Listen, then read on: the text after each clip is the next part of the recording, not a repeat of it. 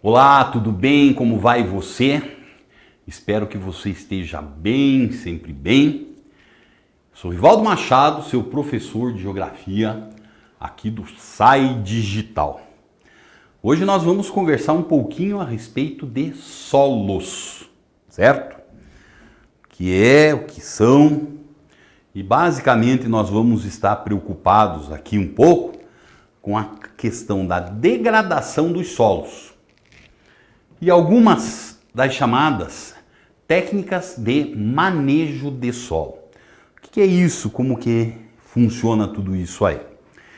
Então o que nós encontramos aqui é mais ou menos aquela ideia, que você já está sabendo como funciona, né? Solos são recursos naturais essenciais para todas as sociedades humanas. Onde nós acabamos tendo que muitas vezes, né, a utilização desse solo, feita quase que de forma predatória, está levando à sua degradação, né? E a degradação dos solos, elas podem acontecer, ou ela pode acontecer, melhor dizendo, das formas mais variadas possíveis, né?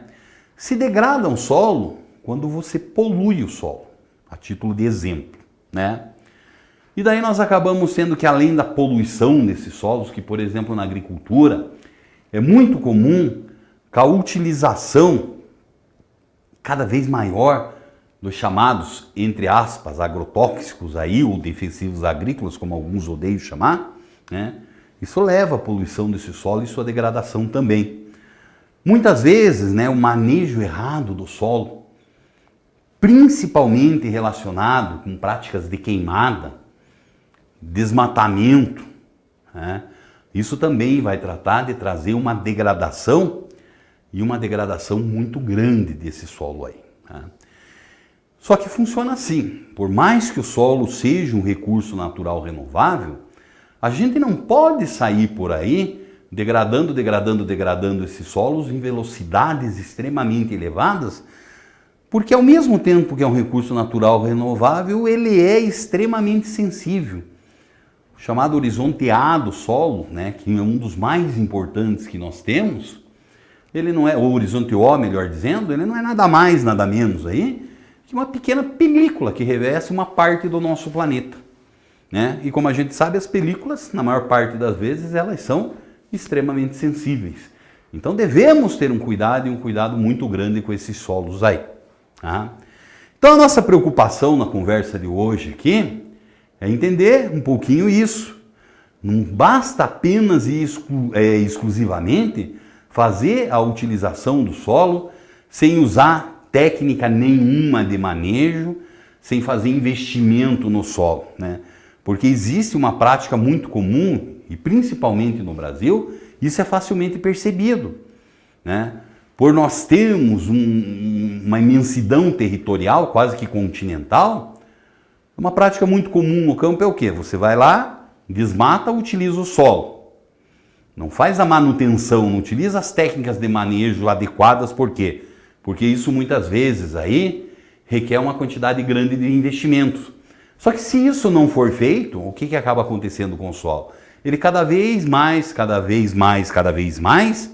vai perdendo a sua capacidade produtiva, vai perdendo seus nutrientes, sua fertilidade. O que é muito comum no Brasil? O solo aqui agora já não produz mais, eu deixo ele para trás, degradado, vou invadir novas terras, vou desmatar novamente, praticar queimada e abrir novas fronteiras agrícolas aí. E o solo que ficou para trás, para mim não interessa. Isso não é legal, certo? É uma prática aí que coloca em risco, por assim dizer, o futuro até mesmo da própria agricultura brasileira. Então nós vamos dar uma olhadinha aqui, que uma vez que esses solos eles se encontram degradados, existem formas de reverter isso, né?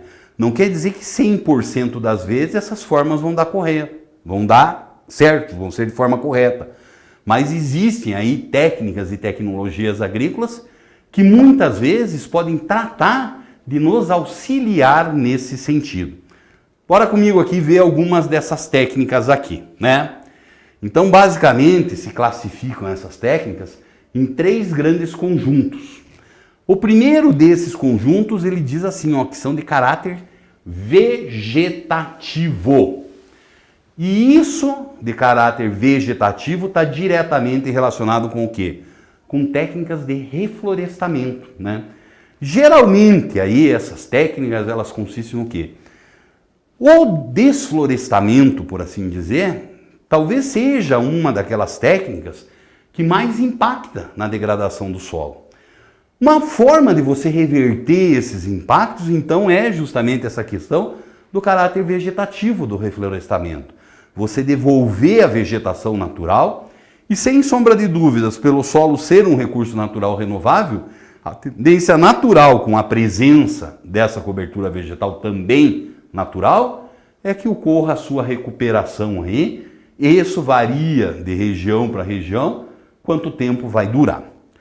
Segundo o conjunto dessas técnicas que nós conhecemos, a gente chama essas técnicas de caráter edáfico, né? Olha lá, ó. Então, basicamente, essas de caráter edáfico, elas estão diretamente relacionadas com o quê? Com o controle do fogo e da adubação, né? As queimadas, por assim dizer, ou a própria adubação química, adubação artificial, elas também são práticas que elas tratam de degradar o solo através de sua poluição e sua contaminação, né? Então, a partir do momento que você evita, proíbe, fiscaliza queimadas, né, e você regulamenta, por exemplo, né, o uso da adubação artificial através de uma legislação, pode usar um determinado tipo de adubo em uma determinada quantidade, né, não deixar isso liberado, né, porque, como a gente bem sabe, o adubo é um produto químico que está tentando ser reposto no solo, que de alguma forma foi embora, né? Ou foi a vegetação, a agricultura ali praticada que retirou, ou por outro lado nós tivemos o quê? A própria queimada, ou por outro lado a erosão carregou esse elemento, então tenta-se corrigir esse solo de forma artificial. Então todas essas práticas aí, elas são práticas que nós conhecemos o quê? Que são de caráter edáfico, né? E como nenhuma e nem outra surge efeito, nós acabamos indo aonde? Caráter mecânico. Criação de obras de retenção, né? Onde nós acabamos tendo as formas mais variadas de estruturas artificiais, né? Muitas dessas estruturas artificiais nós podemos perceber por aqui, ó, né? Principais práticas que nós temos de conservação. Por exemplo, associação de culturas, tá? Porque funciona assim. Se você tem uma determinada região e ela produz apenas uma espécie, né, um determinado produto agrícola, o que vai acontecer? Cada plantinha necessita de um determinado tipo de nutriente. Se você só produz ele, ou ela, né, melhor dizendo, ela vai retirar todos aqueles nutrientes, não vai existir mais. E os demais que ela não utiliza vão ficar sobrando no solo. Então, o que consiste essa associação de culturas? É você utilizar uma quantidade maior de espécies no mesmo espaço. Então você tem um cafezal. Entre as linhas dos pés de café, você vai lá, por exemplo, você pode plantar milho. Isso é uma forma de associação de cultura, que é diferente, por exemplo, de uma outra técnica que é chamada de terraceamento. Então o terraceamento você pode, por exemplo, perceber nessa imagem que nós temos aqui, ó, espaço rural lá no Paquistão. Então, como você bem percebe, ó, existe uma encosta íngreme. O Paquistão não tem terra sobrando, tem que produzir aqui. Só que se produzir aqui é muito difícil. Devido a essa encosta íngreme, você vai ter o quê? O processo de erosão vai ser um Deus que nos ajude. Então, o que eles vão criando? Andares, estamentos, degraus ou terraços. Facilita a prática da agricultura e você quebra o fluxo da água. E ainda existem as famosas e conhecidas como curvas de nível.